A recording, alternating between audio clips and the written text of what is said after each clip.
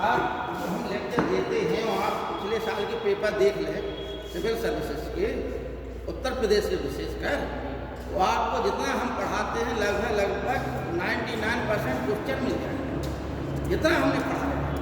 लेकिन होता क्या कि अगर हम पूरा लिखा दें तो समय नहीं, तो समय चला जाता है नहीं। टॉपिक आपका जो है कि 25% लिखाने 25% कर पाएंगे कवर। तो हम तो अपना ईमानदारी का काम कहते हैं, देखो, क्योंकि ऊपर वाले को मुंह दिखाना पड़ता है, हराम का रुपए ना खाओ कहीं भी, है नहीं, ईमानदारी से, है नहीं। हाँ, नहीं अगर आप बबूल का बीज बोएंगे और आम के फल खाने की इच्छा करेंगे तो कहाँ से मिल जाएंगे। अच्छे, गांधी जी ने कहा है कि अच्छे साधन और अच्छे साध, अगर अच्छे साध्य की प्राप्ति करना है तो अच्छे साधन का भी उपयोग करना चाहिए।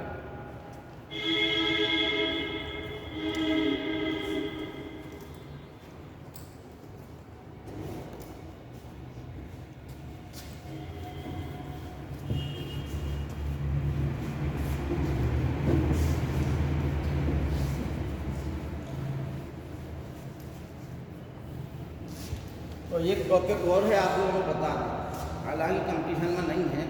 इतिहास विषय जिसका हो, अगर मतलब एमए में करना हो तो उसको हम बताएंगे। एक टॉपिक है जो समझ में नहीं आता, इतिहास लेखन सबसे जटिल टॉपिक है, ठीक है ना। तो उसको अगर किसी टीचर ने पढ़ा दिया तो समझिए कि वो जो है इतिहास में फिर पारंगत हो गया। बहुत जटिल है, भाषा शैली भी जटिल है।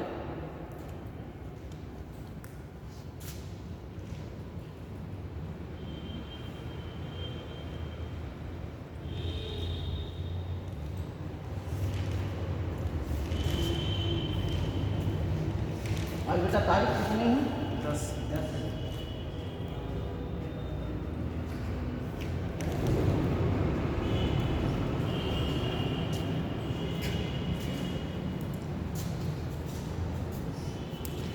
देखिए, मौर्य काल का जो संस्थापक था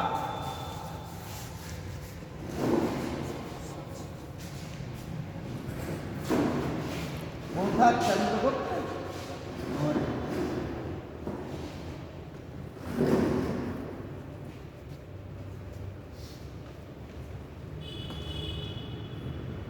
इनका अंतिम जो शासक था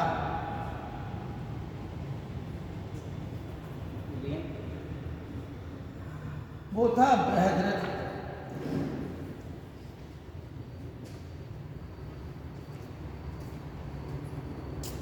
इनका जो राज चिन्ह था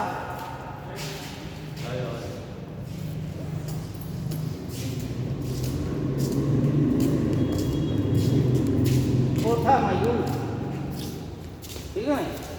और मयूर जो है द्रोण बेडल महोदय ने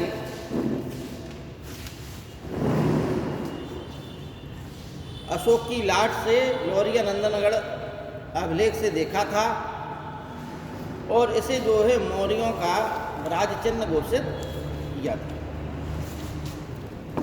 लेकिन अभी क्योंकि आपने पाषाण काल पढ़ा है, सिंधु घाटी सभ्यता पढ़ी, ताम्र पाषाण काल पढ़ा, वैदिक काल पढ़ा, इसके पश्चात गुप्त काल पढ़ा, गुप्त काल के पश्चात मौर्य काल पढ़ा, ठीक है ना। तो अब आपकी जो श्रृंखला है वो थोड़ी सी टूटी हुई समझ में आ रही, तो थोड़ा हम श्रृंखला से जोड़ दें आप लोगों को, ठीक है ना। 6वीं शताब्दी ईसा पूर्व का इतिहास हम आप लोगों को पढ़ा रहे थे। उसमें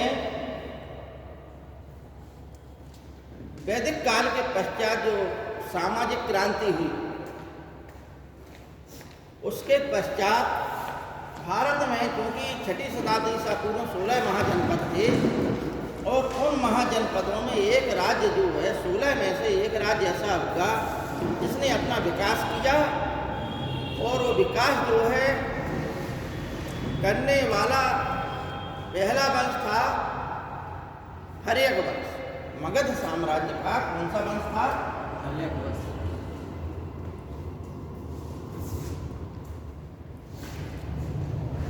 तो हमें ये बताना है कि आपकी श्रृंखला ना टूटे, उस श्रृंखला से आप लोग तारतम्यता बनी रहे, एक क्रम बना रहे दिमाग में।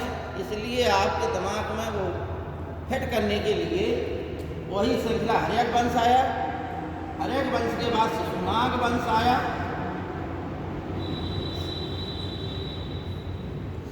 शिशुनाग वंश के बाद नंद वंश आया, और नंद वंश के पतन के पश्चात कौन वंश आया? मौर्य वंश। ठीक है ना? तो हमें क्योंकि आप लोगों को मौर्य वंश बढ़ाना है, लेकिन इनमें से प्रश्न कहाँ आते हैं सिविल सर्विसेज में, वो आप लोगों को बता देना। ठीक है नहीं? फिर इसके पश्चात यहीं पे आ रहे हैं, क्योंकि इन्हीं की पृष्ठभूमि में फिर ये आ। ठीक, तो हमने कहा कि मगध का उत्कर्ष इसलिए होगा, ये सिविल सर्विसेज में आता है, ध्यान से सुनना आप लोग, क्योंकि वो जो है उसकी जो राजधानी पाटलिपुत्र बनाई गई, वो जो दो नदियों के बीच में बनाई गई। ठीक है नहीं? किसने बनाया था पाटलिपुत्र को? उदयन। ठीक है ना? हर्यक वंश में 3 शासक हुए, बिंबिसार, अजातशत्रु और उदयन। ये 3 प्रमुख शासक प्रमुख थे।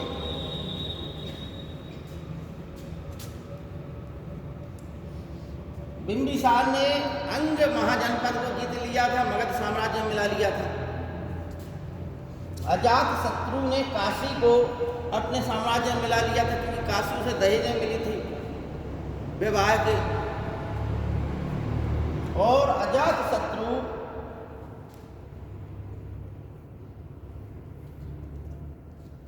देखो, बिंबिसार ने क्या किया? बिंबिसार ने अंग को मिलाया, अजातशत्रु ने काशी और बज्जी संघ, जो 8 गणराज्यों का संघ था, बज्जी संघ, इसको मिलाया। 8 गणराज्य थे इसमें। ठीक है नहीं? तो इसकी कहानी अजातशत्रु वाली जो बज्जी संघ को मिलाने की कहानी हम बता चुके आप लोगों को। कभी कभी प्रश्न आते हैं, क्या आता है? बा से बा मिला दीजिए, बज्जी बस्कार।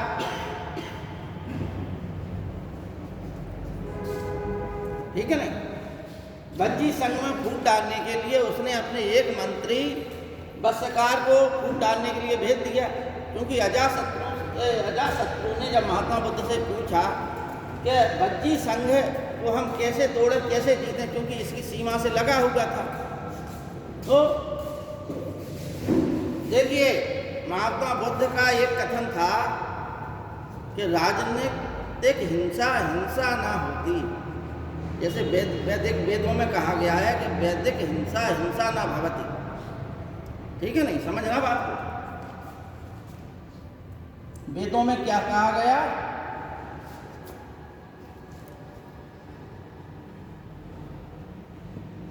वैदिक हिंसा ना भवति, मतलब वैदिक हिंसा नहीं होती।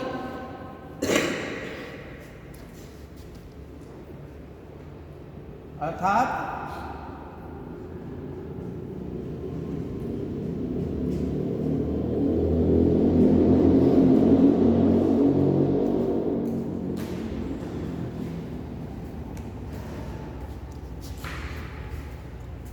इसी चीज को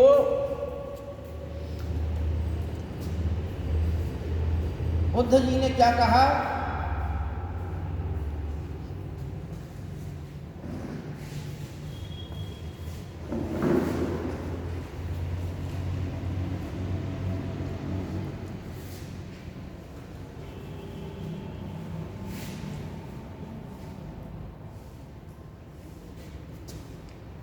राजनीतिक हिंसा हिंसा नहीं होती। ठीक है नहीं? तो महात्मा बुद्ध की सलाह से महात्मा बुद्ध ने कहा कि बज्जी संघ की एकता का कारण है उन लोगों का एक दूसरे में अटूट विश्वास। ठीक है नहीं? अतः अटूट विश्वास को यदि आप लोग तोड़ दें, उनकी एकता को तोड़ दें, तो बज्जी संघ को जीत लोगे। अतः इसने एक नाटक किया और नाटक करके अपने एक मंत्री को भरे दरबार में निकाल दिया। इसका यह मंत्री जो है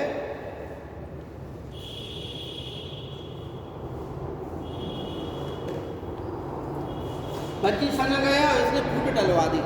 ठीक है नहीं? उन लोगों को आपस में करके एक पद ले लिया, आपस में इन लोगों में एक दूसरे कान भरे और कान भरने के पश्चात इस संघ में फूट डलवा दी। और अजातशत्रु ने इसी संबंध में, इसी युद्ध में बज्जी संघ के खिलाफ या रथ मूसल और शिलाकंटक नामक यंत्रों का इस्तेमाल करके बज्जी संघ को जीत लिया। उदयन ने पाटलिपुत्र बसाया।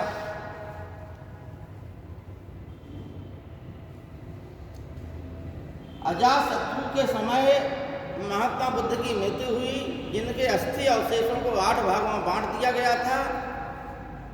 वह जो है एक भाग अजातशत्रु ने अपने मंत्रियों को भेजकर प्राप्त किया और प्रथम जो है बौद्ध संगीति राजगृह की सप्तपर्णी गुफा में आयोजित की गई थी। किसके शासनकाल में? अजातशत्रु के शासन। ठीक है? महाकश्यप जो है इस समय इसके प्रथम जो है अध्यक्ष थे। वो जब बौद्ध धर्म पढ़ाया जाएगा तो वो चारों जो संगीतियाँ हैं एक साथ आप लोगों को लिखा दी जाएंगी, तो वो हो जाता है। उदयन ने पाटलिपुत्र बसाया। अब आइए शिशुनाग वंश। तो शिशुनाग वंश में 2 चीज़ें में 2 शासक महत्वपूर्ण है। कौन कौन से? एक शिशुनाग और एक काकवाण।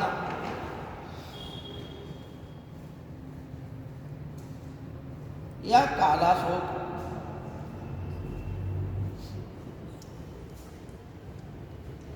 शिशुनाग ने जो है अवंती को जीत लिया।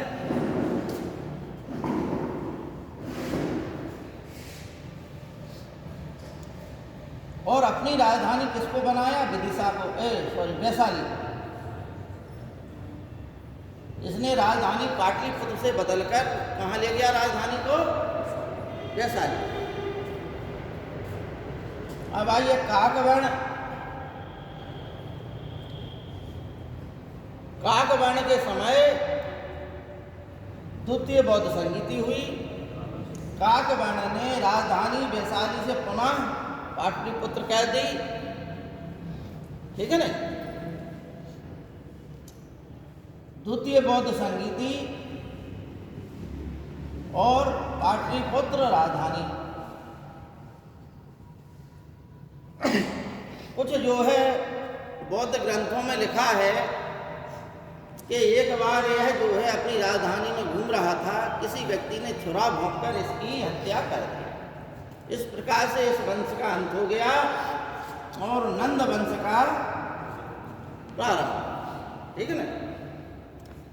नंद वंश को शूद्र वंश भी कहा गया। इसके संबंध में जैन ग्रंथ इसे जो है उच्च स्तर पे ले जाते हैं, क्योंकि नंद वंश जैन धर्म के संरक्षक थे।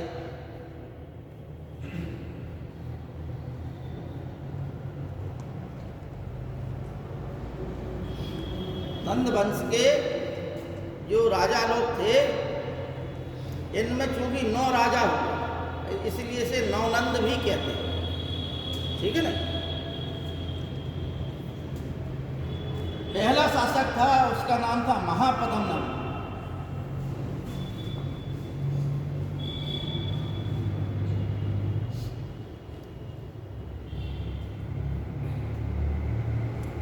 महापद्म नंद की कहानी हम आप लोगों को बता चुके।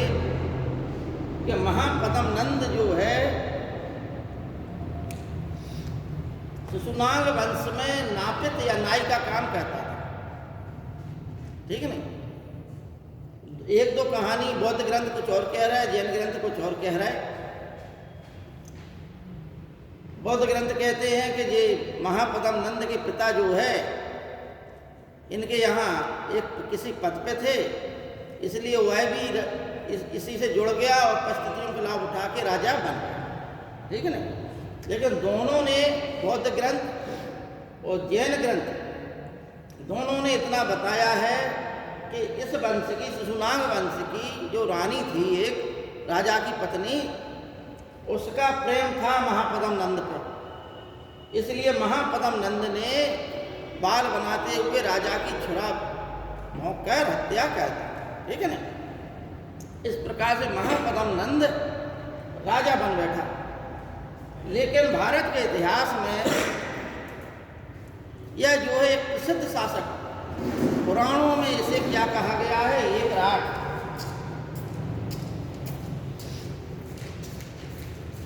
ठीक, अब आपका क्योंकि वैदिक काल में हमने बताया था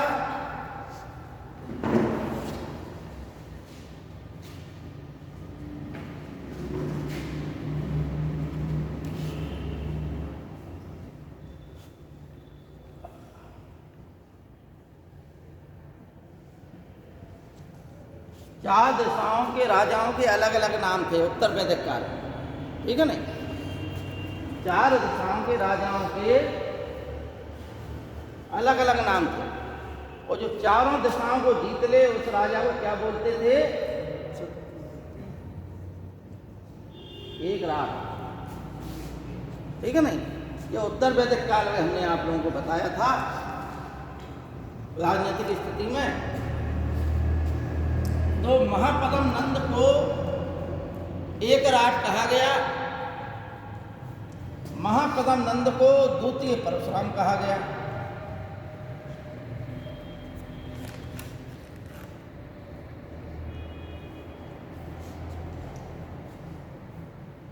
ठीक है ना? इसके ज्यादातर मंत्री जो है जैनी लोग थे, जैन धर्म को स्वीकार करने वाले। क्योंकि हमने बताया कि कहीं कहीं उल्लेख है कि इस वंश में 9 राजा हुए। अब 9 कैसे हुए? ये भी वर्णन है कि इसके महापद्म नंद के 8 पुत्र थे। कितने थे? 8 पुत्र। वो सामूहिक रूप से शासन चलाते थे। ठीक है ना?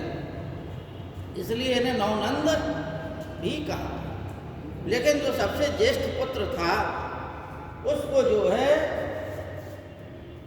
कहीं कहीं ज्येष्ठ पुत्र लिखा है, किसी किसी किताब में सबसे छोटा पुत्र कहा है, जिसका नाम सुमाल्य और कहीं कहीं सुमात्र भी नाम मिलता है। क्या मिलता है? किसी किसी किताब में सुमाल्य और किसी में सुमात्र, जिसको हम इतिहास में घनानंद या धनानंद के नाम से जानते हैं।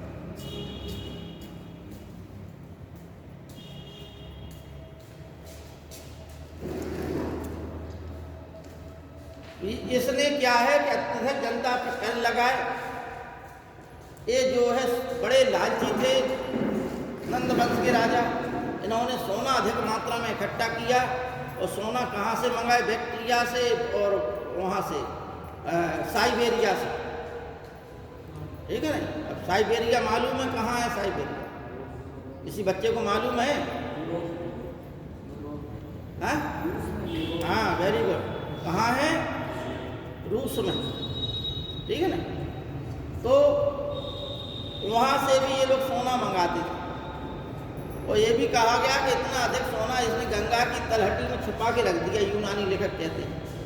ठीक, यूनानी लेखकों ने इसे अग्रेमीज का नाम दिया है। ठीक है ना? 326 ईसा पूर्व में सिकंदर ने भारत पे आक्रमण। ठीक, सिकंदर टोटल 19 महीने भारत में रहा।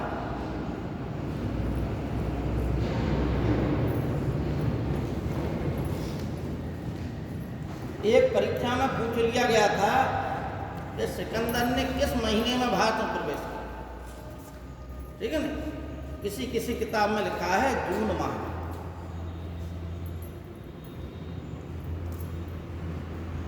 ठीक, सिकंदर ने किसके समय आक्रमण किया भारत पे? उस समय भारत का सबसे बड़ा शासक कौन था? घनानंद। ठीक, लेकिन घनानंद नंद वंश की हमने बताया कि ये जो है जनता पर अत्यधिक कर लगाते थे, इसलिए जनता में यह जो है अलोकप्रिय हो गया। जनता जो है इन्हें हटाना चाहती थी, लेकिन बहुत बड़ा राज्य था इनका।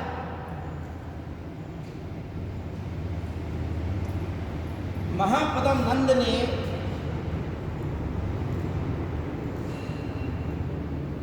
कलिंग को जीत लिया था। ये प्रश्न आता है सिविल सर्विसेज परीक्षा में, कलिंग को इस मगध सम्राट ने सर्वप्रथम जीता था। तो कलिंग को सर्वप्रथम महापद्म नंद ने जीता था। ठीक है,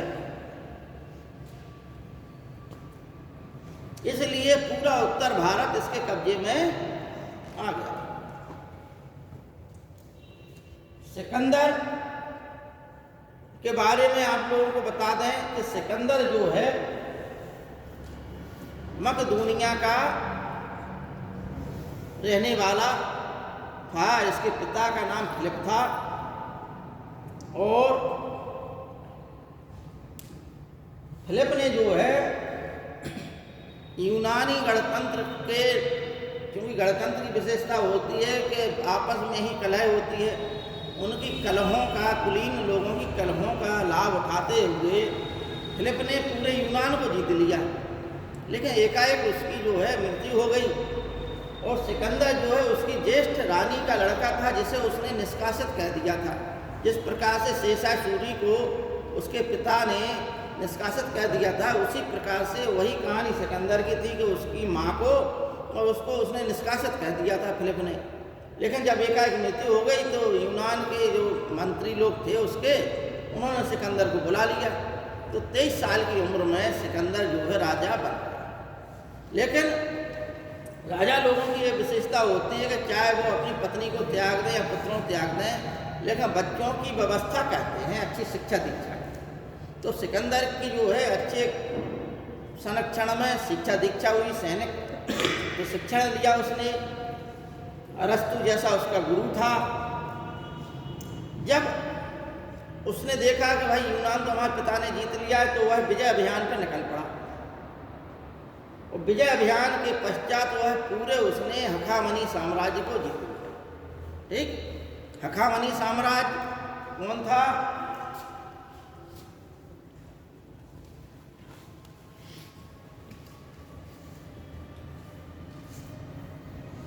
और इसे हम क्यों पढ़ें भाई? भाई प्रश्न यही है कि हम इसे क्यों पढ़ें, क्यों सुनें? इसलिए पढ़ें कि सिविल सर्विसेज की परीक्षा में आता है। भारत पर प्रथम ऐतिहासिक आक्रमण और विजय प्राप्त करने वाला पहला शासक साइरस द्वितीय था। कौन था?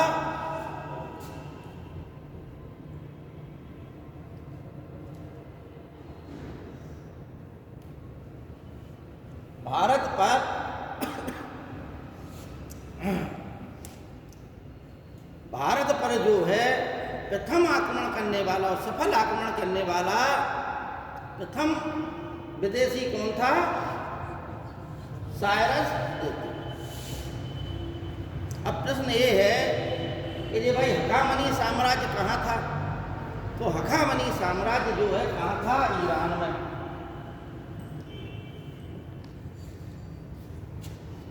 ठीक, लेकिन साइरस के पश्चात एक और महान शासक हुआ इसी वंश में, जिसका नाम था दारा प्रथम।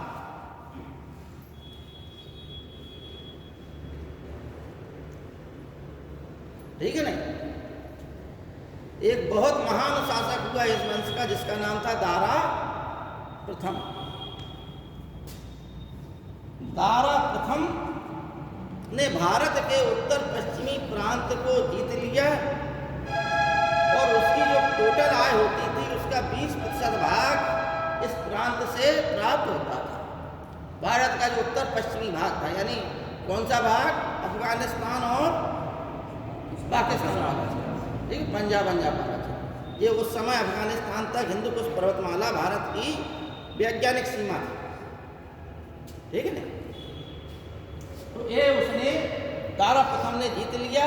वो इस बात का उल्लेख किसने किया है?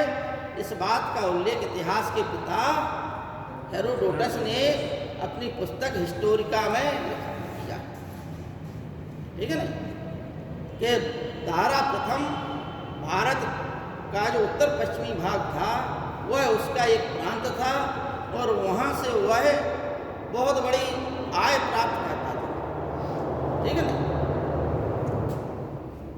इस पूरे साम्राज्य को तहस नहस करता हुआ कब कौन था? उस समय सिकंदर के समय दारा तृतीय था।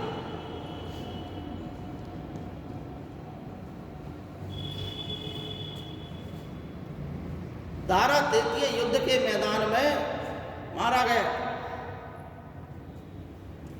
सिकंदर ने ईरान को जो है जीत लिया, लेकिन उसके परिवार के साथ अच्छा व्यवहार किया, ठीक है ना। दारा तृतीय की एक पुत्री थी रुखसाना, उससे वैवाहिक संबंध स्थापित कर लिया। इस प्रकार से सिकंदर इस राज्य को जीतकर भारत में प्रवेश कर गया। भारत में उस समय जो है तक्षशिला का शासक आम्भी था। आम्भी का राज सिंधु और झेलम नदी के बीच में था, जो कि परीक्षा में आता है, ठीक है ना। आम्भी जो तक्षशिला का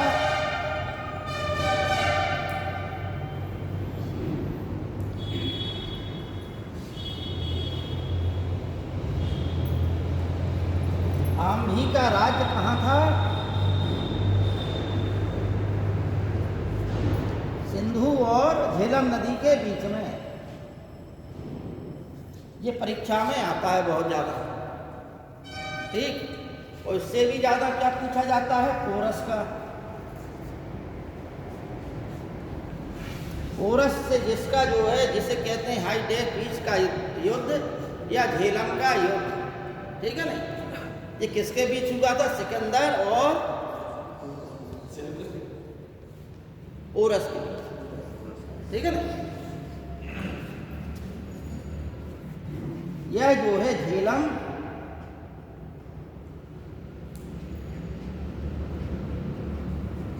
और चिनाब नदी के बीच में पोरस का राज्य था, ठीक। सबसे ज्यादा उत्तर प्रदेश की परीक्षा में ये पोरस वाला प्रश्न पूछा जाता है सबसे ज्यादा, कि इसका राज्य किन नदियों के बीच में था? तो झेलम और चिनाब नदी।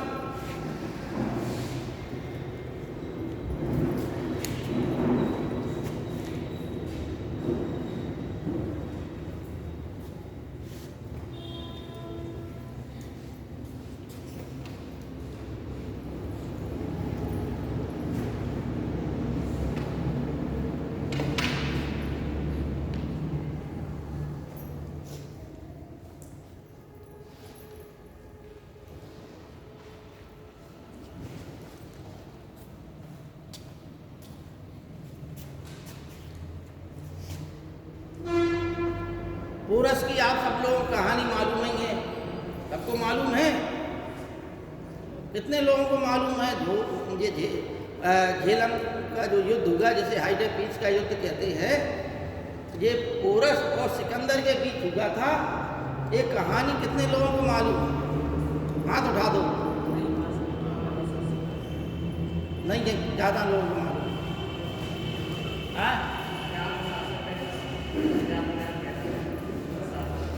ऐसा है, एक कहानी आप लोगों को सीख देती है, इसलिए पूछी जा रही थी।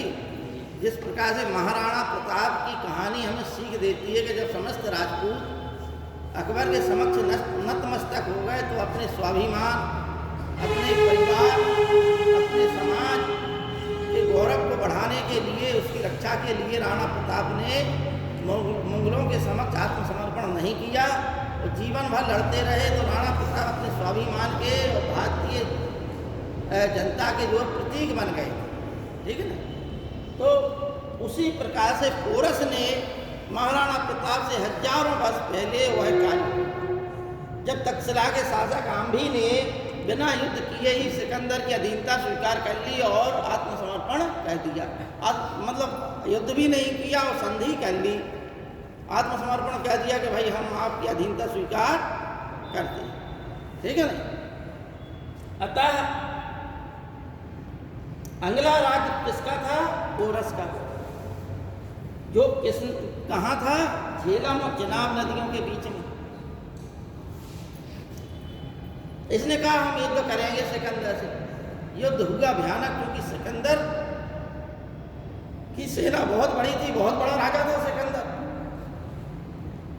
और ये पोरस जो है एक छोटा राजा था, लेकिन फिर भी यह वीरता से लड़ा, बहादुरी से लड़ा। अंत में इसकी पराजय हुई और इसे पकड़कर जो है सिकंदर के समक्ष बंदी बनाकर लाया गया। तो सिकंदर ने इससे पूछा कि बता तुम्हारे साथ क्या व्यवहार किया। उसने कहा कि जैसे एक राजा दूसरे राजा के साथ व्यवहार करता। तो सिकंदर, क्योंकि देखो एक चीज़ है कि विद्वान आदमी ही विद्वता की बात समझता है, ठीक है नहीं, ऊंचे लेवल की बात ऊंचा व्यक्ति समझता है, और उस जिसका गुरु अरस्तु जैसा विद्वान हो तो और ही बात अलग है नहीं। तो सिकंदर बड़ा प्रभावित हुआ, क्योंकि सिकंदर के बारे में ये भी कहा जाता है कि उस समय भारत में अनेकों ऋषि मुनि थे, अनेकों संप्रदाय थे और सिद्ध ऋषि मुनि थे, और सिकंदर उन ऋषि मुनियों, उन भविष्य वेत्ताओं से मिल रहा था भारत, ठीक है ना। ये यूनानी लेखकों ने लिखा, ठीक। सिकंदर के साथ 3 लेखक आए थे, एरिस्टोबुलस और नियार्कस, एक ऐसी 3 नाम है, ध्यान नहीं आ रहा, हम लिखा देंगे आप लोगों को। तो बाद में इसकी संधि हो गई और इसकी सहायता से और छोटे मोटे जो गणराज्य थे उनको हराया इसने। अंत में सिकंदर की सेना ब्यास नदी के किनारे आई और यहाँ से ही सेना ने विद्रोह कर दिया। सिकंदर ने लाख समझाया, जिस प्रकार से बाबर ने अपनी सेना को राणा सांगा के खिलाफ भड़काया, लेकिन बाबर की जो है स्पीच काम कर गई, जबकि सिकंदर की स्पीच काम नहीं कर पाई। कारण उसका ये था कि बाबर की सेना में उत्साह था, और जबकि सिकंदर की सेना 2.5 वर्ष तक जो है अपने स्वदेश को छोड़कर आई हुई थी, इसलिए वह अपने परिवार से मिलना चाहती थी।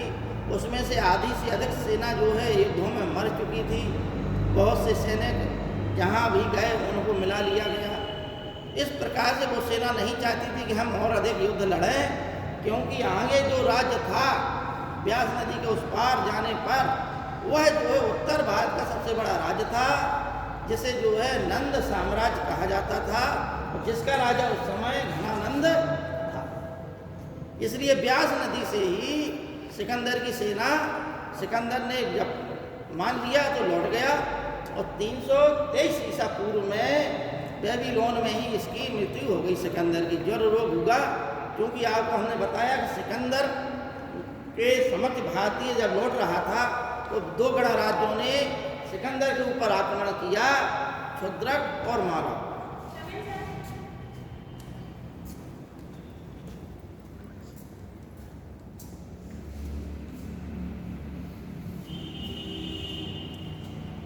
क्षुद्रक और मालव ने संयुक्त रूप से आक्रमण किया, जिसमें सिकंदर ने इनकी सेना को तो हरा दिया, लेकिन घोर युद्ध हुआ। ये लोग बड़ी वीरता से लड़े, और मालवों ने ही, किसी मालव नेता ने ही, सैनिक ने सिकंदर को एक तीर लगा दिया। सिकंदर को एक तीर लग गया, जिससे वह घायल हो गया, ठीक है ना। अंत में इनकी जो मिली जुली सेना थी उसको सिकंदर के सैनिकों ने नष्ट कर दिया, लेकिन सिकंदर चूँकि घायल हो गया था, अतः सिकंदर ने इनके स्त्री पुरुष बच्चों बूढ़ों सबको कत्लेआम करने का आदेश दे दिया। इन्हीं मालव गणराज्य के नाम पर आज जो है मालवा बसा,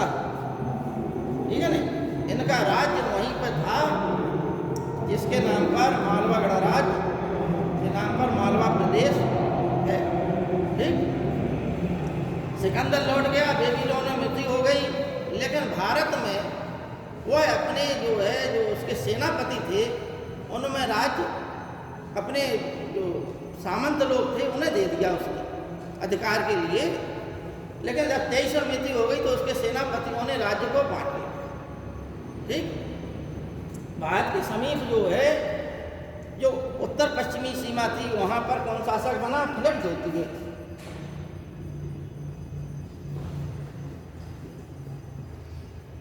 फिलिप द्वितीय भारत की सीमा पर लगा हुआ यूनानी शासक था। ठीक, अब आइए किसकी कहानी? अब आइए मौर्य वंश।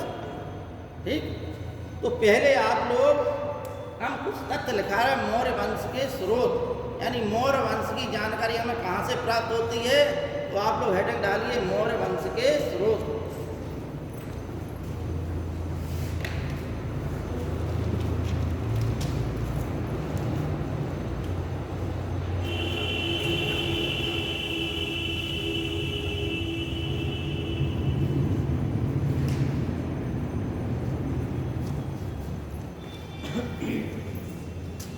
322 से 184 ईसा पूर्व तक मौर्य वंश रहा। प्रथम शासक जिसका राज्यारोहण 322 में हुआ वह था चंद्रगुप्त मौर्य। अंतिम शासक बृहद्रथ, जिसकी हत्या उसी के सेनापति ब्राह्मण सेनापति उस मित्र शुंग ने कर दी थी 184 ईसा पूर्व। ठीक है ना? तो इसी संबंध में मौर्य वंश को जानने के स्रोत क्या थे आप लोग लिखिए कौटिल्य का अर्थशास्त्र,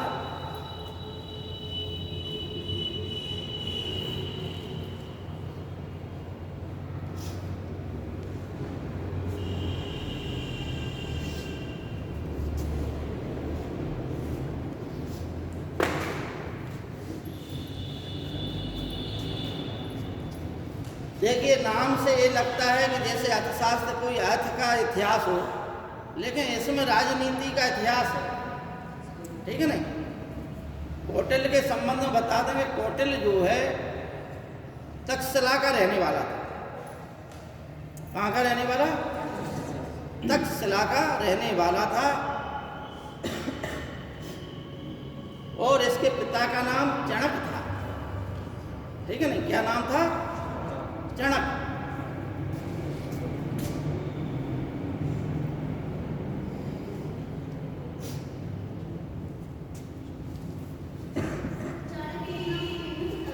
चणक नाम है, चणक। क्या? हाँ, वही हम बता रहे हैं। ठीक है,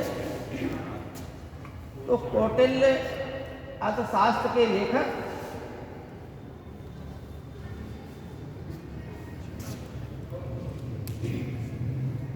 इनके पिता का क्या नाम था?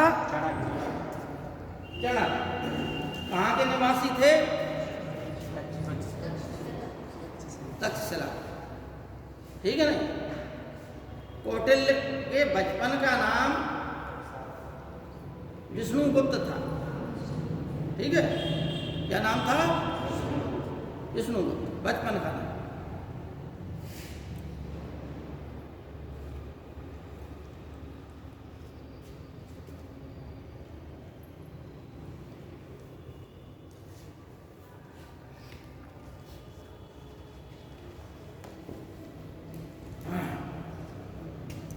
अब 3 नाम आपको पता चल गए। ठीक है ना? कौन कौन कौटिल्य पता चल गया। पिता का नाम चणक था, इसलिए इनका नाम चाणक्य पड़ गया। ठीक, एक नाम इनका कौटिल्य था अर्थशास्त्र के लेखक के रूप में। अब भाई कौटिल्य का मतलब होता है, कौटिल्य नाम इसलिए इनका पड़ा कि इन्होंने कुटिल राजनीतिज्ञ थे। ठीक है ना? क्या थे? कुटिल राजनीतिज्ञ। ठीक है ना? क्योंकि धनानंद का अमात्य था राक्षस, जो मतलब प्रधान अमात्य था, तो उसने नंद वंश को बचाने के लिए अपनी कुटिल राजनीति चली और चाणक्य ने अपनी कुटिल राजनीति चली। तो कुटिल राजनीति एक सफल राजनीतिज्ञ के रूप में चाणक्य को जाना जाता है और अर्थशास्त्र जो है राजनीति की किताब है। जिस समय कहीं भी संसार में चाणक्य को भारत का मैकियावेली भी कहा जाता है, जो कि बहुत सालों बाद फ्रांस में हुए थे आधुनिक काल में, और जिन्होंने द प्रिंस नामक एक पुस्तक लिखी थी राजनीति शास्त्र की, जिसमें विधायिका, कार्यपालिका आदि का वर्णन है नहीं, राजतंत्र का वह विरोधी था। तो कौटिल्य को भी क्या कहा जाता है, भारत का क्या भाई, ठीक है ना। अब कौटिल्य से थोड़ी सी कहानी ये चली, स्रोत आगे बढ़ाने से पहले, लिखाने से पहले आप लोग ये समझ लें कि जब भारत पर यूनानी आक्रमण हो रहे थे तो यूनानियों की छावनियाँ जब स्थापित हो गई, ठीक है ना, सिकंदर जब भारत की ओर बढ़ रहा था, उस समय ये तक्षशिला में, क्योंकि आपको बता दें तक्षशिला में जो विश्वविद्यालय हम लोग जानते हैं, तक्षशिला विद्या का केंद्र था, ठीक है ना। वहाँ पर अनेकों विद्या के अनेकों जो है अलग अलग विद्याएं पढ़ाई जाती थी, और जिसको जो विद्या लेनी हो जिस विद्यार्थी को, उसे उस प्रकार की शिक्षा दी जाती थी, ठीक है ना। इसी काल में बिंबिसार के काल में एक जीवक नामक वैद्य था, जो कि एक बच्चे के रूप में लावारिस पड़ा हुआ मिला था अभय को। बिंबिसार का पुत्र था अभय, जिसने जो है तक्षशिला भेज दिया और एक उस समय का सबसे बड़ा वैद्य बनकर वह आया। पहला भारत का शल्य चिकित्सक भी, भारत का नहीं बल्कि शल्य चिकित्सक तो अश्विनी कुमारों को माना जाता है भारत का पहला, ठीक है ना। ये भी जो है शल्य चिकित्सक था भारत में, ठीक। तो वहाँ पर हर प्रकार की शिक्षा दी जाती थी। कहाँ पर, तक्षशिला, अलग अलग केंद्र थे। तो चाणक्य भी वहाँ पर एक शिक्षा शास्त्री था, पढ़ाता था। इसे जो है जानकारी हुई कि भारत ईरान पर जो है सिकंदर आक्रमण कर रहा है और घोर युद्ध चल रहा है, सिकंदर जीतने वाला है। अतः इसने कहा कि अब सिकंदर का अगला लक्ष्य भारत होगा, क्योंकि वो अनेक राज्यों को, मिस्र को, सबको जीतते हुए ईरान तक आ गया, तो ईरान से लगी हुई सीमा भारत की थी। अतः ऐसी स्थिति में भारत पर ही आक्रमण होगा। अतः इस उद्देश्य से वह जो है घनानंद से मिला, उसके दरबार में घनानंद से कहा कि आप जो है भारत की जो सीमा है उसकी आप रक्षा कीजिए, छोटे मोटे राजाओं के खिलाफ आप जो संघर्ष करके एक भारत बनाइए, अखंड भारत। तो वास्तव में प्रथम जो है अखंड भारत की संकल्पना किसने प्रस्तुत की थी? हाँ, देखिए, भगवान राम का युग हो, भगवान कृष्ण का युग हो, अखंड भारत कभी नहीं। भगवान राम को हम जो ग्रंथों के रूप में पढ़ते हैं, भगवान के रूप में, लेकिन उनका एक ऐतिहासिक काम यह था कि उन्होंने भारत की भूमि को अनार्यों से विहीन कर दिया। सबसे बड़ा ऐतिहासिक काम था, ठीक है ना। जो अनार्यों की छावनियाँ थी, अनार्यों के जो राजा थे, इनको उन्होंने मार भगाकर एक कर दिया और भारत का जो है आर्यकरण कर दिया। भगवान राम का इस रूप में बड़ा ऐतिहासिक रूप से महत्व है। इतिहास की दृष्टि से आर्यकरण करने वाले पहले राजा भगवान राम थे। पूरे भारत, दक्षिण भारत तक उन्होंने, यहाँ पर जितने भी अनार्य लोग थे, जिन्हें हम इतिहास में राक्षस पढ़ते हैं, सूर्पनखा, ताड़का, मारीच, सुबाहु, ये सब जो है क्या थे? अनार्य राजा थे, जिन्हें हम राक्षस के रूप में भी पढ़ते हैं। और उनका सबसे बड़ा राजा कौन था? रावण। भगवान राम का एक काम था, लेकिन भारत को एक अखंड भारत बनाने के लिए जो काम चाणक्य ने किया या सोचा या संकल्पना प्रस्तुत की, वह पहला व्यक्ति चाणक्य ही था। चाणक्य ने घनानंद से मिला, तो घनानंद को चूंकि अहंकार था, चूंकि बड़ा राज्य था, तो घनानंद ने इसको की बेइज्जती कर दी, क्योंकि ये काला ब्राह्मण था। लेकिन इनको चाणक्य को एक नाम और दिया जाता है, द्विज सब, यानी श्रेष्ठ ब्राह्मण। ठीक है, क्या नाम कहा जाता है?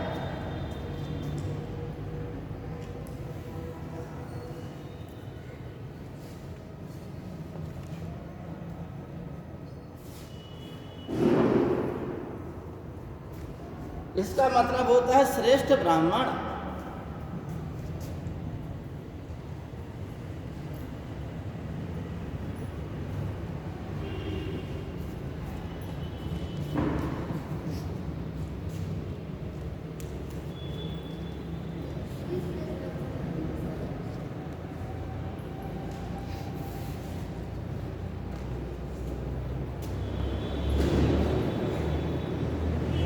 चाणक्य जो है अपमान कह दिया घनानंद ने। चाणक्य जो है अपने अपमान का घूंट पीकर जो भी जवाब देना था उसने घनानंद को जवाब दिया, और ये भी सौगंध खाई कि हम तुम्हारे राज्य को समूल नष्ट कर देंगे।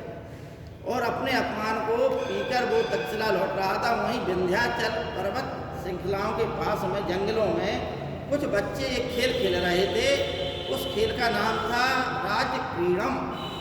क्या नाम था? राज्य क्रीड़म।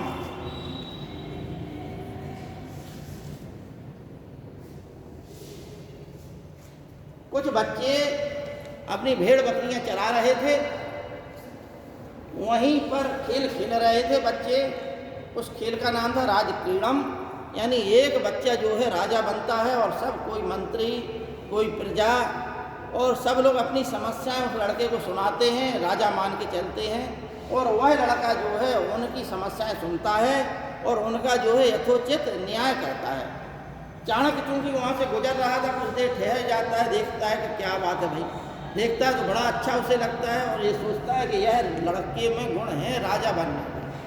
अतः वह जो है जिस व्यक्ति के अधीन था उसको 1000 करसार्पण यानी स्वर्ण मुद्राएं, ठीक है ना, करसार चांदी की मुद्राएं थी, तो 1000 मुद्राएं देकर इस लड़के को खरीद लेता है और अपने साथ जो है तक्षशिला ले जाता है। 8 वर्ष तक वह अपने प्रशिक्षण में इस लड़के को रखता है। और जब सिकंदर ने भारत पर आक्रमण किया तो यह लड़का जो है सिकंदर से भी मिला। जस्टिन और प्लूटार्क नामक 2 यूनानी लेखकों ने ये लिखा है कि सिकंदर जो है चंद्रगुप्त मौर्य सिकंदर से मिला था।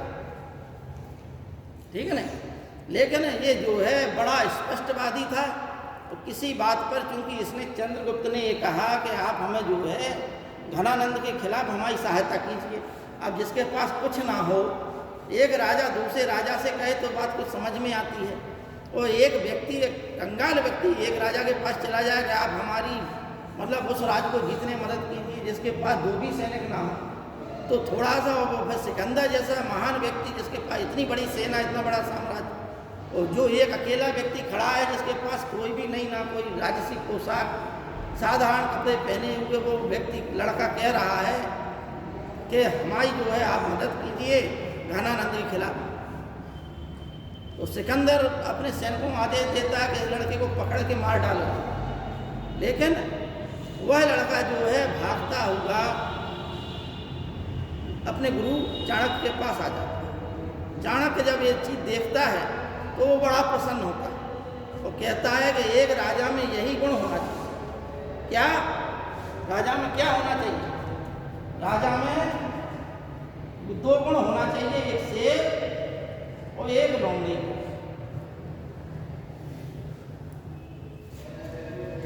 ठीक है ना, शेर जैसी बहादुरी होना चाहिए और लोमड़ी जैसी चालाकी। ठीक है ना, वो जो है चाणक्य चंद्रगुप्त की पीठ थपथपा देता है कि तुमने बड़ी बहादुरी का काम किया, बहुत ही चालाकी से तुम बचिया। भाई एक चीज़ आप समझिए, कितना बड़ा राजा, उसके सैनिकों से बच के आ जाना कितनी बड़ी चालाकी का काम, आप लोग कल्पना कीजिए। अतः यहाँ से जो है सिकंदर तो लौट जाता है। अब जो है चाणक्य की मदद से जो है चंद्रगुप्त डाकुओं को प्रलोभन देता है, जो डाकू लोग थे उनको प्रलोभन देता है कि आओ जो भी लूट माल हो उसमें से आप लोगों को दिया जाएगा, इधर उधर लूट रहे इससे बढ़िया हमारे साथ लूटो। हम जो है घनानंद पे आक्रमण कर रहे हैं, उसमें बहुत सारा उसके पास सोना चांदी है, उसमें तुम लोगों को देंगे, तुम लोगों को जो है हम अपनी सेना में भर्ती कर लेंगे। वो सब डाकू लोग उसके बातों में आ जाते हैं और वह जो है घनानंद पे आक्रमण कर देता है। लेकिन घनानंद की सेना से बुरी तरीका पराजित हो जाता है, सेना तहस नहस हो जाती है और ये दोनों अपनी चाणक्य और चंद्रगुप्त दोनों अपनी जान बचाकर कहीं छिप जाते हैं। अब जहाँ छुपे हुए थे रात हो जाती है तो एक बुढ़िया अपने बच्चे को डांट रही। क्या है कहानी? कहानी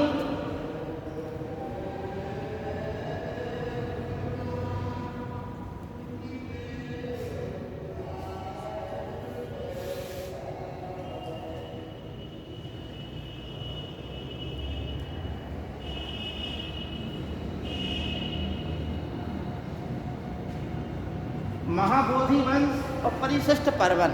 महाबोधि वंश है बौद्ध धर्म का ग्रंथ और परिशिष्ट पर्वन जैन धर्म का ग्रंथ। दोनों में कहानी एक ही है, लेकिन थोड़ी सी जो कहानी है उसमें एक शब्द बदल जाता है, एक में रोटी कहा जाता है और एक में खीर कहा जाता है। ठीक, कहानी क्या थी कि वो बुढ़िया जो डांट रही है वो अपने बच्चे को, अपने नाती को कह रही है कि तुम भी वही गलती कर रहे हो, यानी रोटी कोई खा रहा है और रोटी बीच से खा रहा था, वो बच्चा खा नहीं पा रहा था इसलिए रो रहा था।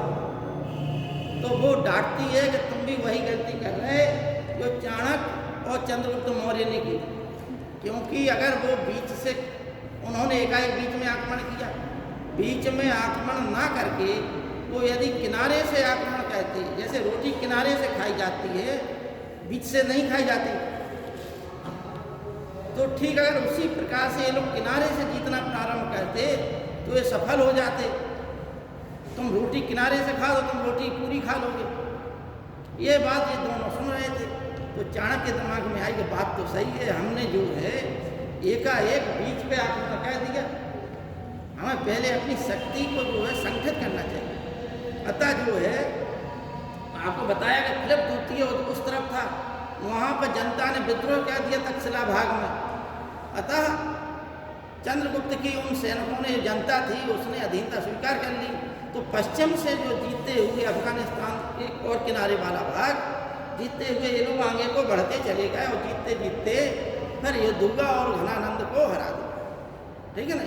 इस प्रकार से मौर्य वंश का प्रथम संस्थापक चंद्रगुप्त मौर्य कहलाया। अब आप लोग लिखिए इसमें ये जो अर्थशास्त्र होटल की हो गई, इंडिका लिखिए मेगास्थनीज की।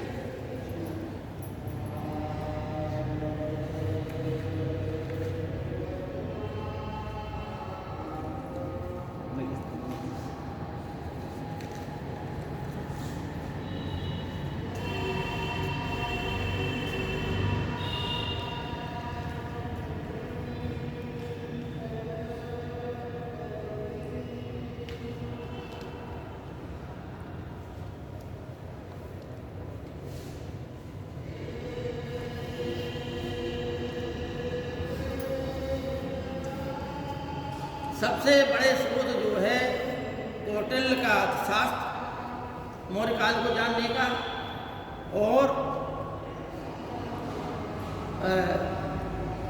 मेगास्थनीज की इंडिका है। ठीक है ना। लेकिन इंडिका जो है अपने वास्तविक रूप में आज नहीं है। कुछ यूनानी लेखकों ने उसी इंडिका के जो कुछ अंश जो है अपनी अपनी पुस्तकों में छापे, लिए उद्धरण उन्हीं का सम्मिलित रूप से एरियन, प्लूटार्क, जस्टिन, एपियानस आदि ने जो उद्धरण दिया उसके, उन्हीं के आधार पर हम जो है मेगास्थनीज की इंडिका का उल्लेख हम करते हैं। ठीक, मेगास्थनीज ने अनेकों ऐसी चीज़ों का वर्णन किया जो सही थी, लेकिन कुछ चीज़ों का उल्लेख उसने भ्रामक रूप से कर दिया जो कि अव्यवहार्य और असत्य लगती हैं। ठीक है ना। कौटिल्य के अर्थशास्त्र में कहीं भी राजा का नाम नहीं है, एक तथ्य ध्यान देने का है। कौटिल्य के अर्थशास्त्र में कहीं भी राजा का नाम नहीं, ठीक। कौटिल्य के अर्थशास्त्र में कहीं भी मौर्य काल का नाम नहीं, लेकिन अंतिम चरण में उसने मौर्य काल का उल्लेख कर दिया, अंतिम उसमें ग्रंथ में, ठीक है नहीं। लेकिन राजा का नाम फिर भी नहीं है कि किस राजा के बारे में कहा है, इसलिए इसको अर्थशास्त्र मौर्य काल का कहा जाता है। अब यह जो है सबसे प्रथम साम शास्त्री थे, उनको मैसूर के पुस्तकालय संग्रहालय से यह मिला था अर्थशास्त्र, ठीक है नहीं। फिर इसको जो है कि खोजबीन हुई और इतिहास लिखा गया भारत का। इसी प्रकार से इंडिका जो है मेगस्थनीज जो सेल्यूकस का एक दरबारी राजदूत था, चंद्रगुप्त मौर्य के दरबार में आया था। 299 ईसा पूर्व से 304 ईसा पूर्व तक यह रहा, करीब 5 वर्ष के आसपास रहा और भारत का इसने वर्णन किया, ठीक है ना। तो इसने जो वर्णन किया आप लोग लिख लीजिए, फिर और चीज़ों का वर्णन कभी कभी परीक्षाओं में बहुत ज़्यादा पूछ लिया जाता है, ठीक। लेकिन चंद्रगुप्त मौर्य के दरबार में मेगस्थनीज हेडिंग डाल के लिखिए, चंद्रगुप्त मौर्य के दरबार में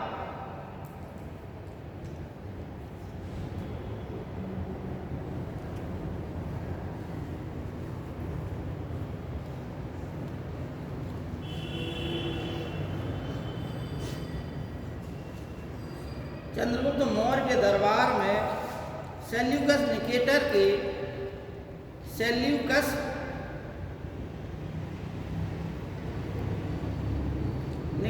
के राजदूत के रूप में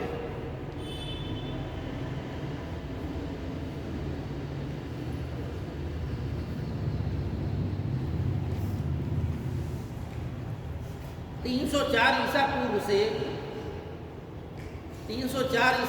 से 299 ईसा पूर्व तक रहा। 304 ईसा पूर्व से 299 ईसा पूर्व तक रहा।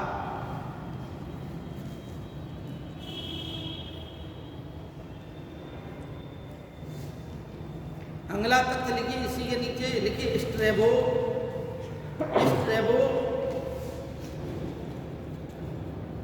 एरियन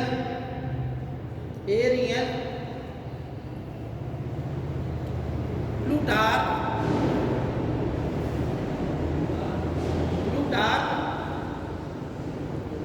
प्लेनी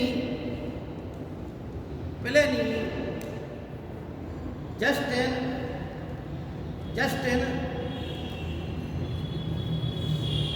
डायोडोरस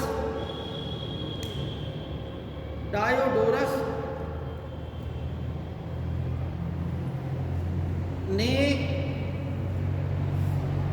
अपने अपने ग्रंथों में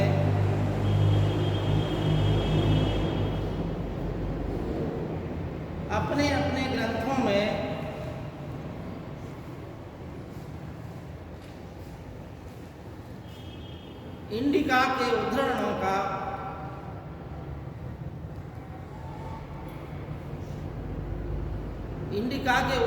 को प्रस्तुत किया है। इंडिका के उद्धरणों को प्रस्तुत किया है।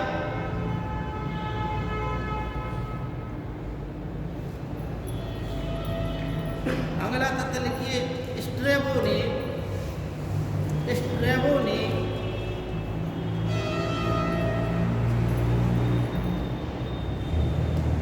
मेगस्थनीज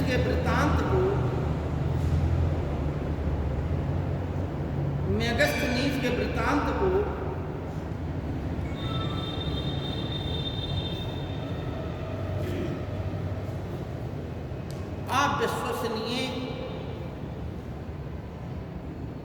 अविश्वसनीय एवं असत्य कहा।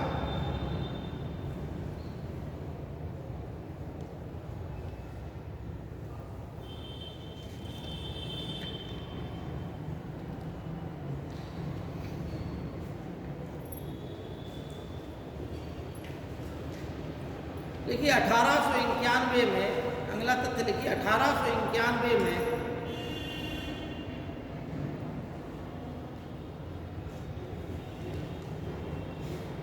मैक्रिंडल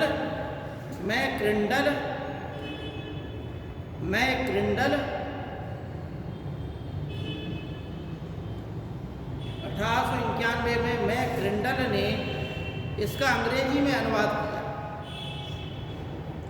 मैक्रिंडल ने इसका अंग्रेजी में अनुवाद किया।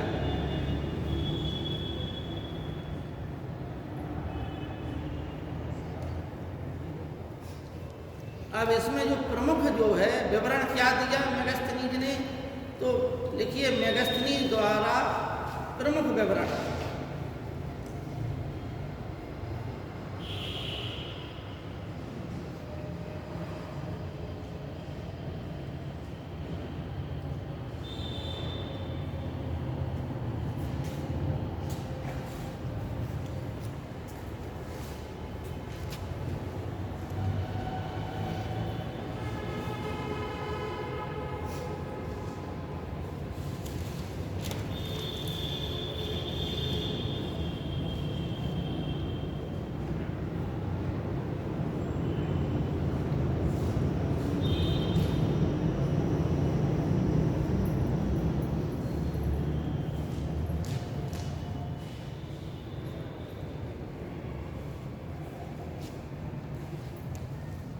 देखिए कुछ यूनानी लेखकों ने चंद्रगुप्त मौर्य का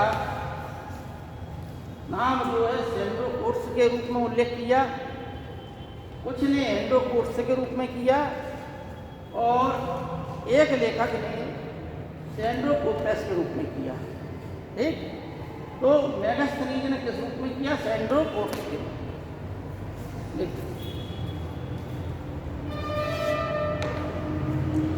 मेगास्थनीज ने शासक का नाम सेंड्रोकोट्स बताया, ऊपर वाला, ठीक है ना, सेंड्रोकोट्स बताया।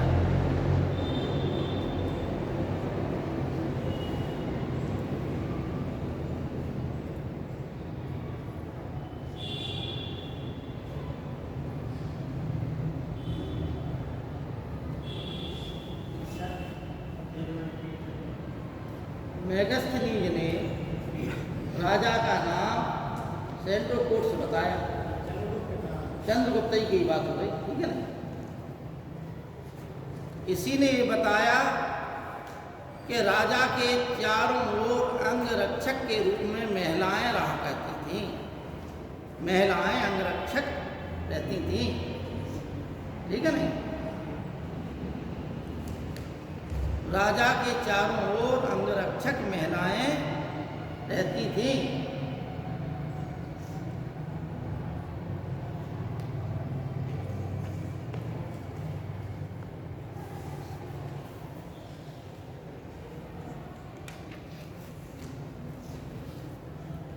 ठीक है, दूसरा लिखिए, आप मतलब चेंज करके नीचे से लिखिए पाटलिपुत्र नगर का वर्णन। पाटलिपुत्र नगर का वर्णन।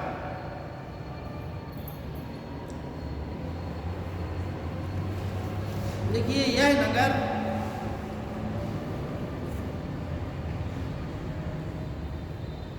अस्सी स्टेडिया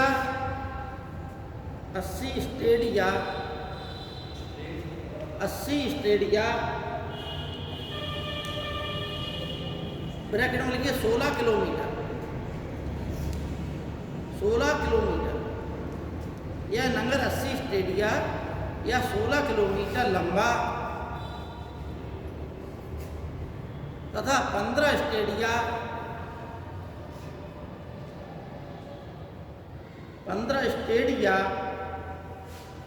या 3 किलोमीटर चौड़ा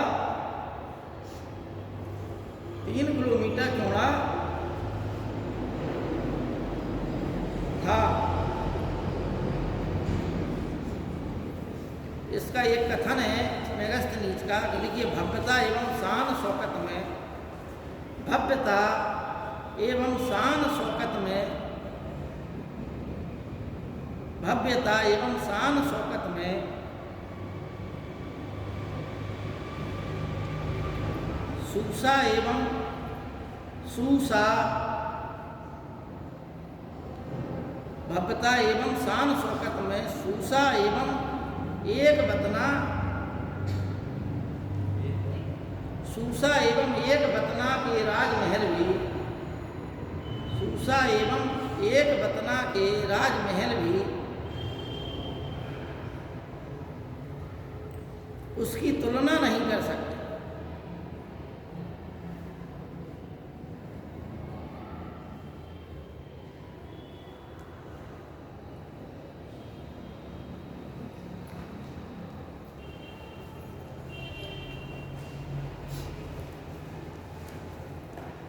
देखिए, जो मेगस्थनीज ने लिखा है, आधुनिक खोजों के द्वारा यह सिद्ध भी होगा। शाहजहां जो बीच में जो है गुप्त वंश के शासन काल में भारत आया था, उसने भी जो है चंद्रगुप्त मौर्य और अशोक के महल को देखा था और ये लिखा था कि इसे जो है दैत्यों ने बनाया। मतलब यह जो है इतना सुंदर, इतना विशाल था, लकड़ियों का महल था और कब से चला आया, ठीक है ना। गुप्त काल तक यह जो है सुरक्षित अवस्था में था। आज इसकी जो है तमाम लोगों ने खुदाई की तो सब कुछ इसका मिला है। लकड़ी की जो महल है उनके अवशेष, चारदीवारी, परकोटे, ये सब कुछ चीज़ें जो है मिली है खुदाई के द्वारा। तो ये बात जो प्रमाणित होती है कि उसका महल जो है अपने समय में एक अद्भुत महल रहा। अब अगला लिखिए नगर का प्रशासन, इसी में लिखिए नगर का प्रशासन।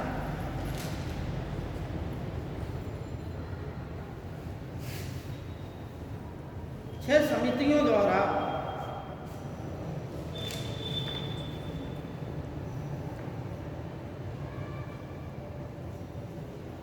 किया जाता था।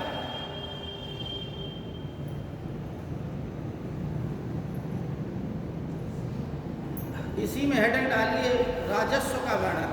जैसे पाटलिपुत्र का वर्णन किया, अब इसी में हेडिंग डालिए राजस्व का वर्णन।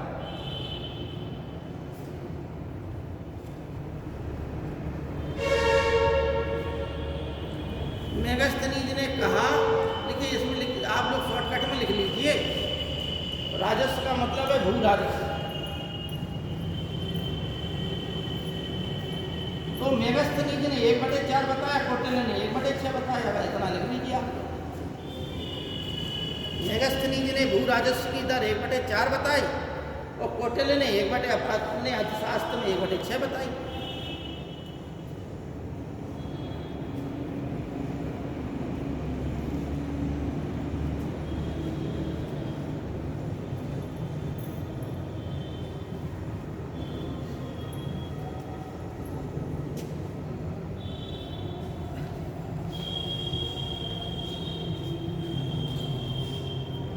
अब अगला इसी में हेडिंग डालिए, लिखिए उत्तरापथ का वर्णन।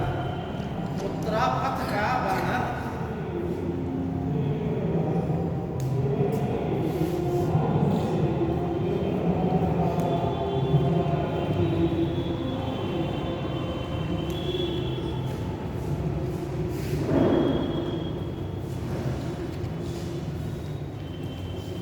चंद्रगुप्त मौर्य ने एक बहुत विशाल जो है रोड बनवाया था, जो सिंध, पाकिस्तान की सिंध से लेकर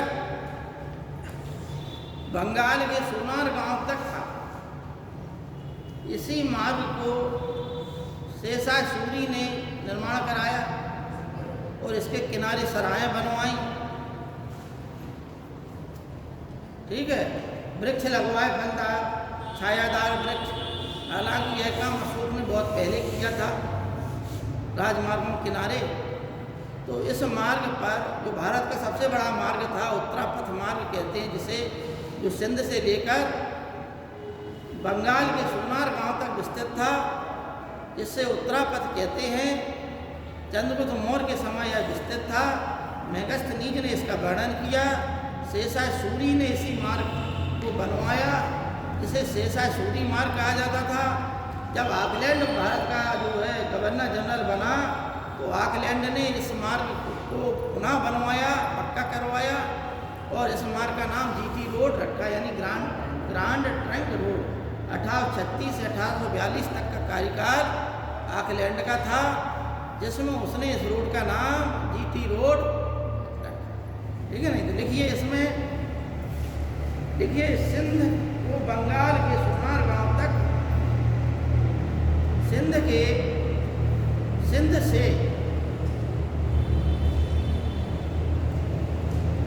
बंगाल के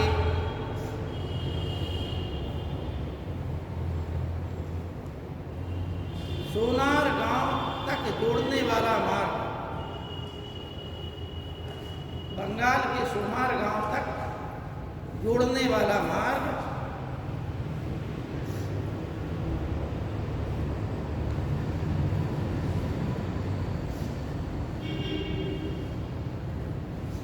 इसी में लिख लीजिए, शेषाय सूरी के समय से शेषाय सूरी मार्ग कहा गया।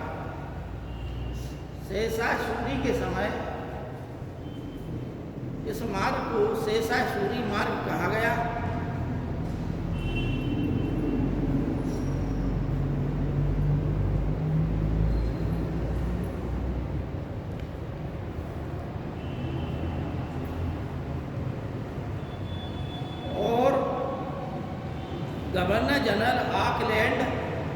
गवर्नर जनरल ऑकलैंड ब्रैकेट में लिखिए 1836 से 1842, 1836 से 1842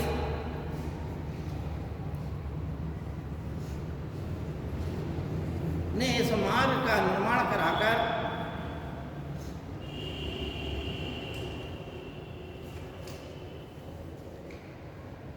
इसे जीटी रोड नाम दिया।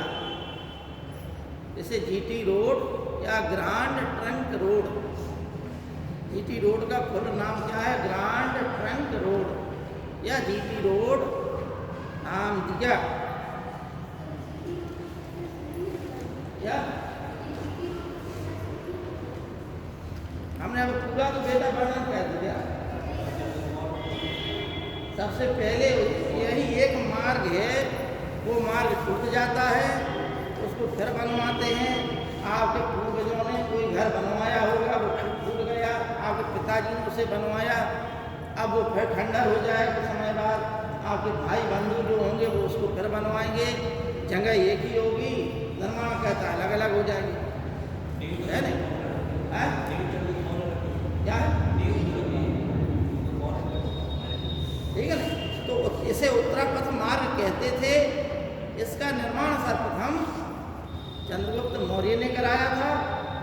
शेषाय सूरी ने इसी मार्ग का निर्माण कराया और कहा, आपको बता दें कि जो सड़कों के किनारे छायादार वृक्ष, फलदार वृक्ष, प्याऊ की व्यवस्था, सरायों की व्यवस्था, ये सब काम करने वाला पहला शासक अशोक था, सम्राट अशोक था। इसी काम को शेषाय सूरी ने अपने शासनकाल में दोहराया। ठीक है ना? अब लिखिए, आप लोग हेडिंग डालिए इसमें, सोने की खान, सोने की खान।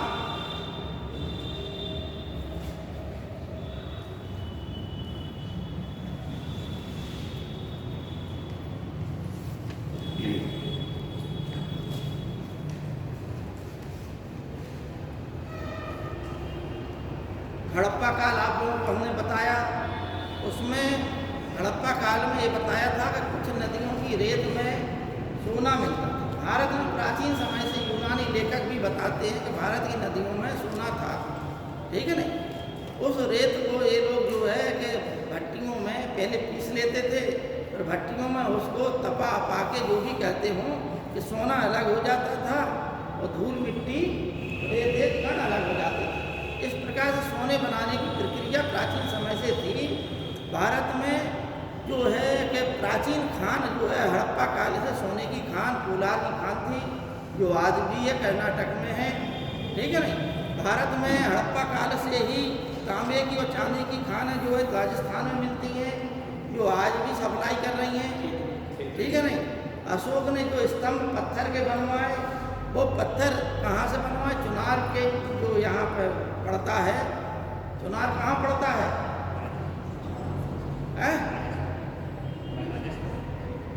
किसी को नहीं मालूम?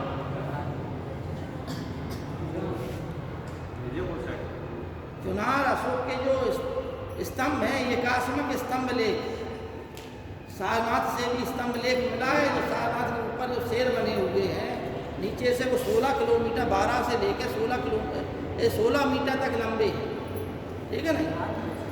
बिहार में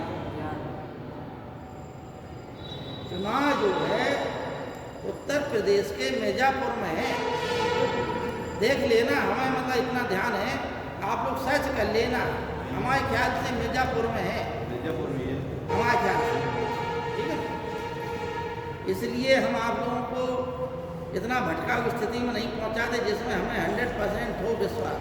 वही बात बताते नहीं तो कह देते हैं कि देख लेना, ठीक है नहीं। अनुमानता बता रहा है कि चुनार जो है उत्तर प्रदेश के मिर्जापुर में है, ठीक है नहीं। क्योंकि आपको बता दें कि पूरे उत्तर प्रदेश में खनिज संसाधन की दृष्टि से बुंदेलखंड, मिर्जापुर और सोनभद्र, बकाया पूरा उत्तर प्रदेश खनिज संसाधन हीन है। और पूरा जो है खनिज जो है इन्हीं जिलों से खनन किया जाता है, पूरे उत्तर प्रदेश में इसकी सप्लाई की जाती है। तो बुंदेलखंड की पूरी नदियों की रेत जो है खरीद कर जाने कहाँ के ठेकेदार उल्टे सीधे आए, यहाँ का लूट ले गए माल, है नहीं।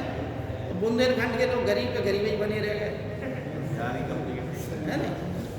कुछ लोगों ने अपनी दादागिरी करके जरूर करना जबरदस्ती कर ली सपा की गवर्नमेंट में, है तो वो जरूर बन गए। बकाया तो बुंदेलखंड के लोग अपना हाथ ही मलते रह गए।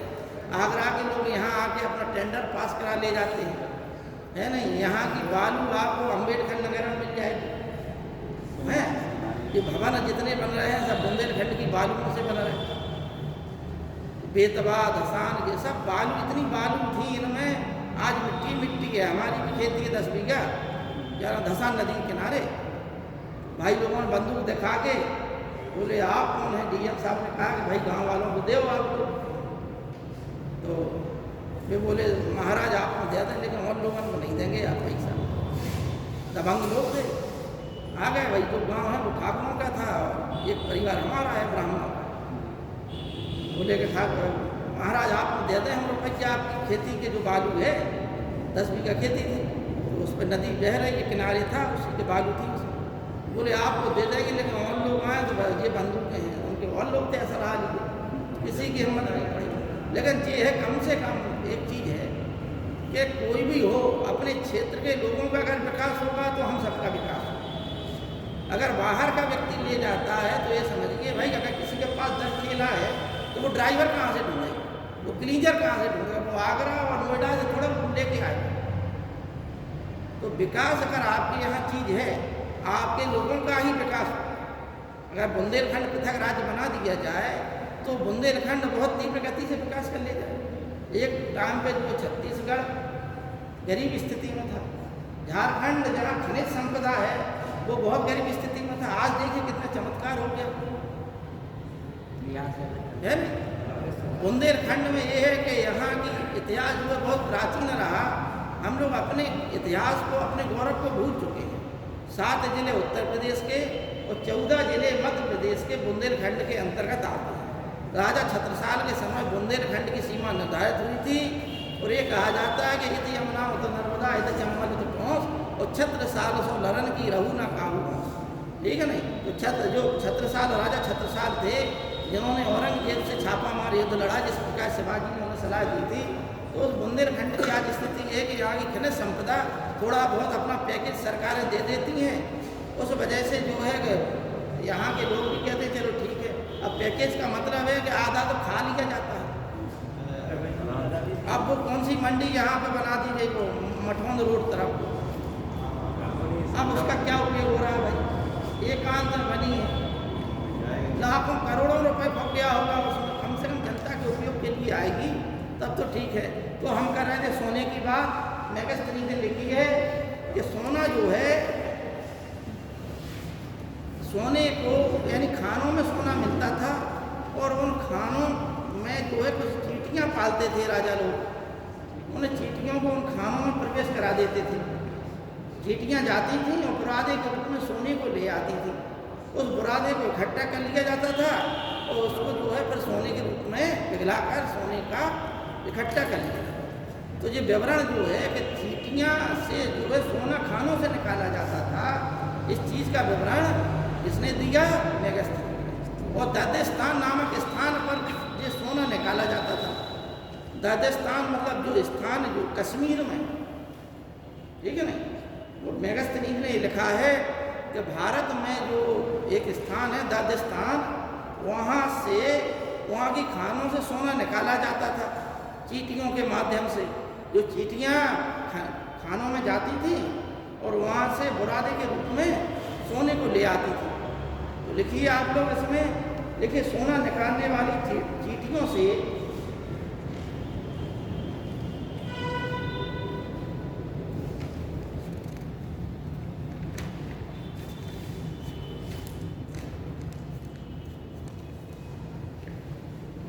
सोना निकालने वाली चींटियों से सोना निकाला चींटियों से खानों से सोना निकाला जाता था।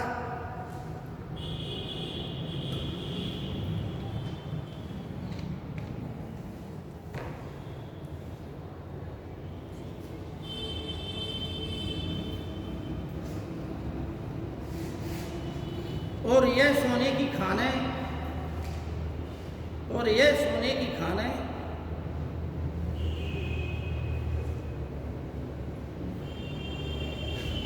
कश्मीर के दादेस्तान में, उस समय दादेस्तान शब्द आया, कश्मीर शब्द नहीं आया। दादेस्तान लिखिए, दादेस्तान ब्रैकेट में कश्मीर लिख दीजिए।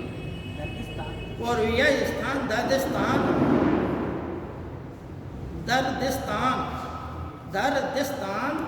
ब्रैकेट में कश्मीर लिख दीजिए में स्थित था।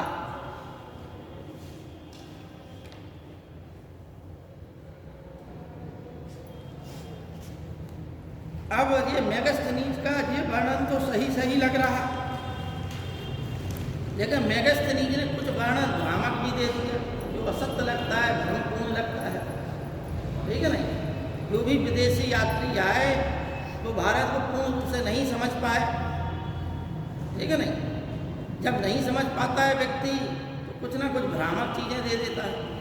जैसे मेगस्थनीज ने ही लिखा है कि भारत में अकाल, भूकंप, जो अनेक प्राकृतिक घटनाएं घटती हैं, उनकी भविष्यवाणी यहाँ के जो भविष्यवक्ता हैं वो देते थे, जो साधु संत के रूप में मिलते थे। और अगर उसकी किसी भी भविष्यवक्ता की 3 जो है भविष्यवाणियाँ गलत निकल गई तो उसे राज्य जो है दंड देता था, ठीक है ना। ये भी विधान था। तो ऐसे ही भविष्यवक्ताओं से सिकंदर मिला, ठीक है ना। ये यूनानी लेखकों ने लिखा है, मेगस्थनीज ने भी लिखा है। तो मेगस्थनीज ने कुछ भ्रामक चीज़ें भी लिख दी हैं अपने ग्रंथ में, वो आप लोग लिखिए। पहला लिखिए 7 जातियों का वर्णन, कि भारत में 7 जातियाँ हैं।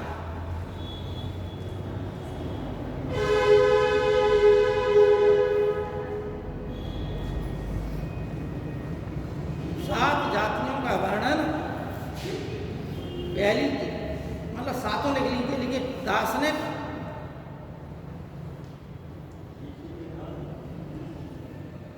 सिविल परीक्षा में बहुत ज़्यादा क्वेश्चन ये होता है।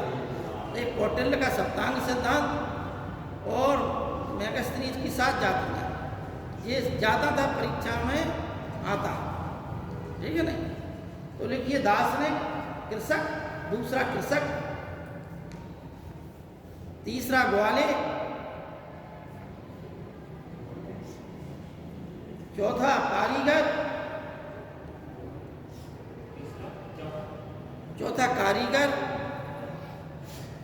पहला दार्शनिक, दूसरा कृषक, तीसरा ग्वाले, चौथा कारीगर,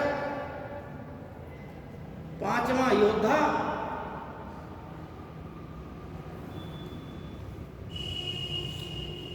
छठा जो है निरीक्षक,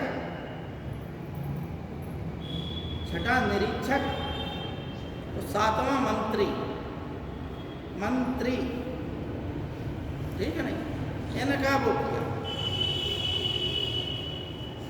इसी प्रकार से अब कौटिल्य का जो सप्तांग सिद्धांत है उसमें उसने कहा कि राज्य के 7 अंग हैं, स्वामी, अमात्य, जनपद, दुर्ग, कोष, दंड और मित्र।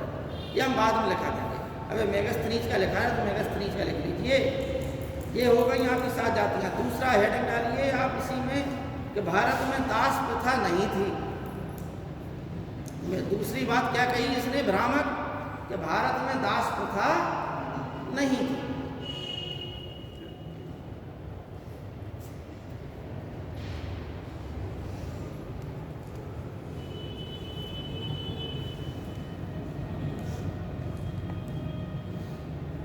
ठीक, अब ये बात कैसे सिद्ध हुई? ये बात ऐसे सिद्ध हुई कि भारत में उसी समय जो है कौटिल्य ने अर्थशास्त्र लिखा, तो कौटिल्य ने कहा कि भारत में दास 9 प्रकार के होते हैं। एक चीज तो आप लिख लीजिए, कौटिल्य 9 प्रकार। कौटिल्य दासों कितने प्रकार बताए? 9, ठीक है। कौटिल्य 9, त्रिपिटक यानी विनय पिटक, सूत्र पिटक और अभिधम्म पिटक, ये बौद्ध धर्म के 3 पिटक हैं।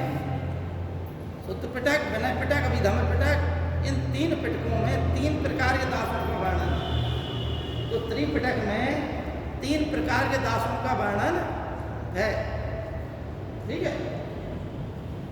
अगला लिखिए आप लोग, मनुस्मृति। मनुस्मृति में 7 प्रकार के दासों का वर्णन है।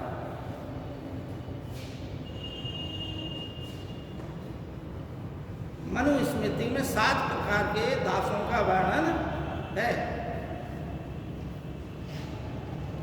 और सबसे ज्यादा दासों का वर्णन करने वाली है नारद स्मृति। नारद स्मृति में 12 प्रकार के दासों का वर्णन किया गया। नारद स्मृति में 12 प्रकार के दासों का वर्णन किया गया है। और दास मुक्ति का विधान भी जो है नारद स्मृति में ही मिलता है। नारद स्मृति में ही दास मुक्ति का विधान मिलता है। ये सिविल सर्विसेज की परीक्षा में कई बार रिपीटेड क्वेश्चन है। ये दास मुक्ति का विधान सर्वप्रथम किस स्मृति में मिलता है? दास मुक्ति का विधान नारद स्मृति में मिलता है। और सबसे ज्यादा दासों का प्रकार किस स्मृति में बताया गया? किस स्मृतिकार ने बताया? तो नारद स्मृति ने बताया। तो इससे ये बात सिद्ध हो गई कि जो मेघस्थनीज कह रहा कि भारत में दास प्रथा नहीं थी, लेकिन भारत में दास प्रथा थी। अब लिखिए, उसने कहा भारत में अकाल नहीं पड़ते। अगला लिखिए,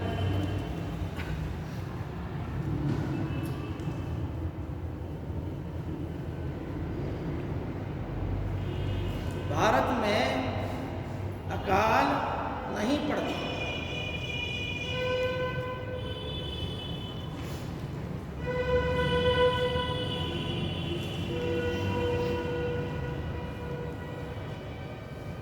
अब देखिए, अभी हम एक चीज की चर्चा कर गए, ध्यान हो आपको। एक जगह मेघस्थनीज खुद कह रहा है कि भारत में ऐसे भविष्य वक्ता हैं जो प्राकृतिक आपदाओं की घटना की जानकारी पहले से ही दे देते हैं। और अगर किसी भविष्य वक्ता की 3 भविष्यवाणियां गलत निकल गई तो राज उसे दंड भी देता था। ऐसा भी विधान था। अब इधर वो ये भी लिखा उसने कि भारत में अकाल नहीं पड़ते। एक तो चीज़ उसने स्वयं अपनी दोनों बातें विरोधी लिख दी। दूसरी बात, एक कुछ जो है सोहगौरा और महास्थान से अभिलेख मिले हैं जहाँ पर अकाल के समय जनता को अनाज बांटने का विधान किया गया है। मौर्य काल के, अशोक के समय के 2 अभिलेख मिले हैं जिनसे ये प्रमाणित होता है कि भारत में अकाल पड़ते थे, क्योंकि अकाल के समय ही अनाज बांटा जाता था जनता को। तो इससे भी ये प्रमाणित होता है कि भारत में अकाल पड़ते थे। तो ये भी बात गलत हो गई। तो लिखिए इसमें, लिखिए सोहगौरा गोरखपुर के पास। सोहगौरा ये गोरखपुर के पास है स्थान, सोहगौरा। सोहगौरा तथा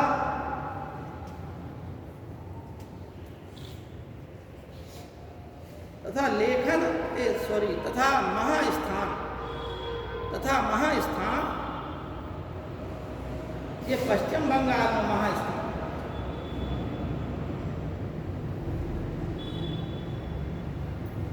के अभिलेखों में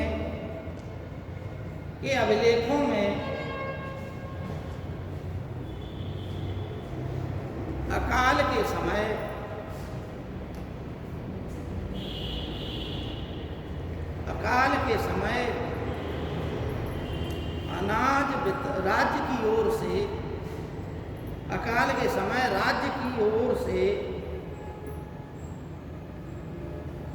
समय राज्य की ओर से अनाज के वितरण का विधान किया गया है।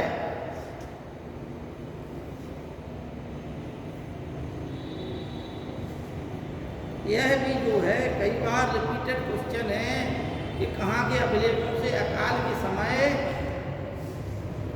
अनाज के वितरण का विधान मिलता है, तो सो है गौरा और महास्थान।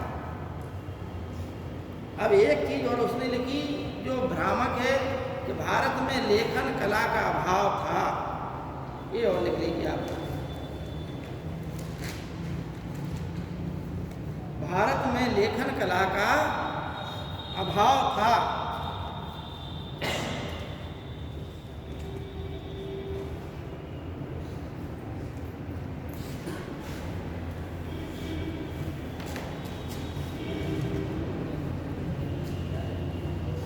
सर व्यास में 3 प्रकार के त्रिपिटक,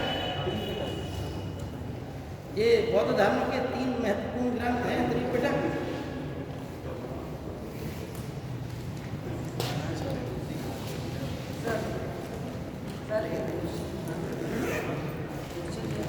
अगर क्वेश्चन में आता है कि भारत में सबसे पहले कौन सा विश्वविद्यालय खोला गया है, तो कौन सा होगा, तक्षशिला की नालंदा? देखो, तक्षशिला के बारे में भारत का सबसे प्राचीन विश्वविद्यालय तक्षशिला माना जाता है, ठीक है ना? सर आपको भारत सुनिए, लेकिन अब आधुनिक भारत की बात कही जाए, एक विश्वविद्यालय के रूप में कही जाए बात, तो वो नालंदा विश्वविद्यालय, ठीक है ना? नालंदा विश्वविद्यालय की जो है महाविहार खोले गए थे, वहीं पर शिक्षा दीक्षा की व्यवस्था होती थी, और ये शंकरादित्य ने खोली। तक्षशिला के बारे में ये कहा जाता है कि पाकिस्तान के रावलपिंडी जिले में स्थित है। ये तक्षशिला भरत के पुत्र तक्ष के नाम पर उस नगरी का नाम तक्षशिला पड़ा, और यहाँ पर जो है अलग अलग विद्या के केंद्र थे। इसलिए भारत का, अगर भारतीय संस्कृति का कहा जाए, तो प्रथम प्राचीन विश्वविद्यालय तक्षशिला था। लेकिन यदि वर्तमान में कही जाए या भारतीय भूमि पर कही जाए, तो वो है जो है नालंदा विश्वविद्यालय, ठीक है नहीं?